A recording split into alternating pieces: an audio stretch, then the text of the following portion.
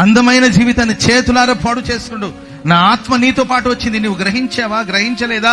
నా ఆత్మ నీతో పాటు వచ్చింది అంటే ఆ స్పృహను ఎప్పుడో కోల్పోయాడండి. ఎలీషా ఆత్మ గేహజీ దగ్గర రే నానా రే రే రే రే రే రే బాబు రే ఎందుకు రే ఇలా పరిగెత్తుతున్నావు అంటే ఆ ఆత్మను గ్రహించలేకపోయాడు. నా ఆత్మ నీతో పాటు రాలేదంటే ఆత్మ వచ్చి లీడ్ చేస్తుంది, రే తప్పురా నాయన అని చెప్పంటుంటే అసలు వినిపించుకోవట్లేదు. ఎందుకంటే ధన వ్యామోహంలో పడిపోయారు, డబ్బు పిచ్చిలో, సంపాదనలో పడిపోయారు. ఈరోజు డబ్బు డబ్బు డబ్బు డబ్బు డబ్బు ఏం చేసుకుంటాం? పోతే చెప్పండి, మన 240 మంది పోయారండి, ఫ్లైట్ ఎక్కారు, దిగల. బాధాకరమైన విషయం. వాళ్ళ సంపాదన అంతా ఏమైనట్టు?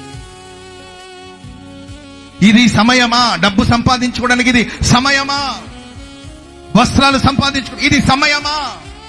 ద్రాక్ష తోటల్ని, ఓలివ తోటలను సంపాదించుకోవడానికి ఇది సమయమా?